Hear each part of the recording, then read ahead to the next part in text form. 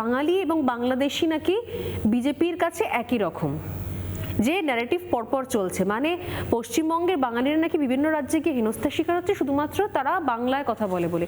আমার একই প্রশ্ন ছিল, যে প্রশ্ন আমি আমার চ্যানেলে বসে করেছি, আমার একই আপনাকে প্রশ্ন, যে এই যে বাংলাদেশি বাংলা আর আমাদের পশ্চিমবঙ্গের বাঙালিদের বাংলা, এদের মধ্যে তো আকাশ পাতাল পার্থক্য। বিজেপি কি এটাকে অ্যাড্রেস করতে পারলো? বিজেপি কি বোঝাতে পারলো এটাকে, যে এটা দুটো সম্পূর্ণ রাজনীতি চলছে এখানে? দেখুন, বাংলাদেশে যারা থাকেন তারা বাংলাদেশি, এবং বাংলায় কথা বললেই সে বাংলাদেশি হয়ে যায় না। বাংলা ভাষায় যারা কথা বলেন, বাংলা ভাষায় কথা বলেন, তাদের মাতৃভাষা বাংলা। আমাদের এখানে ধরুন আমি ইংরেজিতে কথা বলতে পারি, তার মানে কি আমি ইংলিশ হয়ে গেলাম, ব্রিটিশ হয়ে গেলাম? ঠিক তা তো নয়। কালচার একটা আলাদা জিনিস। প্রত্যেক জাতির একটা জাতিসত্তা থাকে, সেই জাতিসত্তাকে অনেকগুলো বৈশিষ্ট্য দিয়ে চেনা যায়।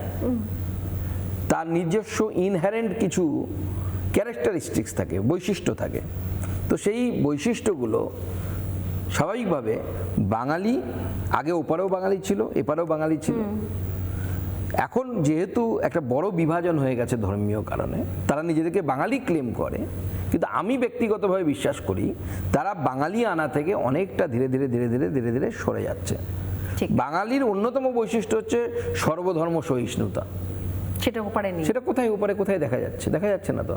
বাঙালির অন্যতম ক্যারেক্টারিস্টিক হচ্ছে সর্বধর্ম, আমরা সব ধর্মকে সম্মান করি, সমস্ত উৎসবে আয়োজনে আমরা নিজেদেরকে অংশগ্রহণ করি নিজের ইচ্ছে মতো, যে প্রয়োজন যে মনে করে সেই অংশগ্রহণ, আমরা তাতে বাধা দিতে যাই না।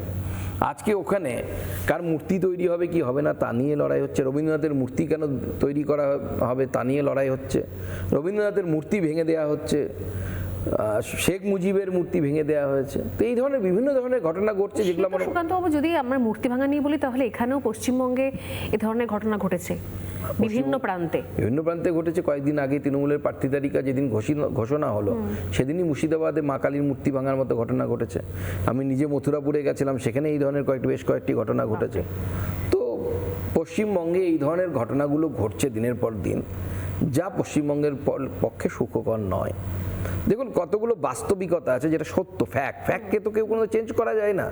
পূর্ব দিকে সূর্য ওঠে, সূর্য পূর্ব দিকেই ওঠে, এটা তো আমি বললেও চেঞ্জ হবে না। পৃথিবী সূর্যের চারিদিকে ঘোরে, আমি অন্য কথা বললে তো সেটা পরিবর্তনশীল নয়।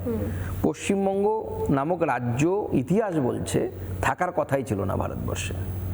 তখন যে অবিভক্ত বাংলা ছিল, পূর্ণ যাকে বঙ্গ বলা হতো, বঙ্গপ্রদেশ, সেই বঙ্গপ্রদেশ ডেমোগ্রাফিক যে রুল, সেই রুল অনুসারে পূর্ব পাকিস্তানে যাবার কথা ছিল, চেয়েছিল তাই। এবং এখনকার বর্তমান সময়ের যারা গ্রেট ক্যালকাটা কিলিংস হয়েছিল, সেই জন্য জিন্নাহ চেয়েছিলেন যে কলকাতা যেন অবশ্যই পূর্ব পাকিস্তানে যায়।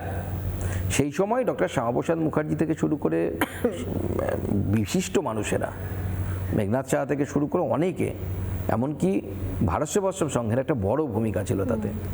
তৈরি হয়েছিল বাঙালি হিন্দুর জন্য থাকার একটি ব্যবস্থা চাই, তাতে ভোটাভুটি হয়েছিল। সেই সময় কিন্তু মানে জ্যোতি বসু থেকে শুরু করে অনেক মানে বাম নেতা কিন্তু সেই সময় মুসলিম লীগকে সাপোর্ট করেছিলেন।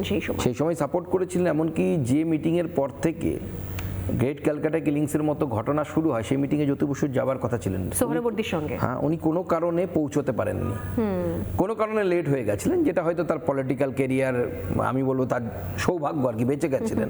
কারণ ওই মিটিংয়ে যদি উনি থাকতেন, তাহলে ওনার পলিটিক্যাল কেরিয়ার, উনি পশ্চিমবঙ্গের মুখ্যমন্ত্রী হয়তো কোনো হতে পারতেন না, বাঙালি হিন্দুরা তাকে বিশ্বাস করতো না কোনো। কিন্তু এটা বাস্তবিকতা যে পরবর্তী সময় জ্যোতি বসুও কিন্তু পশ্চিমবঙ্গ গঠনের জন্য 20 জুন যে ভোটাভুটি হয়েছিল, তাতে কিন্তু তিনি পশ্চিমবঙ্গ গঠনের পক্ষেই ভোট দিয়েছিলেন।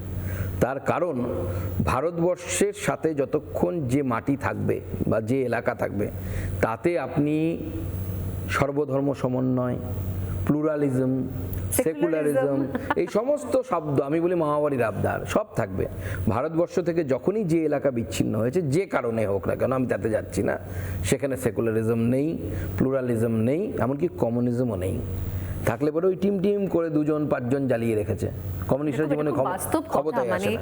তাতে কিন্তু মানে কমিউনিজমের কোনো জায়গা নেই। আমরা বাংলাদেশও দেখলাম, আমরা পাকিস্তানও দেখেছিলাম, একই ছবি, সেটা কম বেশি। নানা ধরনের কন্টেন্ট দেখার জন্য লাইক করুন, শেয়ার করুন আমাদের ফেসবুক পেজ, সাবস্ক্রাইব করুন আমাদের ইউটিউব চ্যানেল। পাশাপাশি অন্যান্য ব্রেকিং নিউজের জন্য অবশ্যই চোখ রাখুন রিপাবলিক বাংলায়।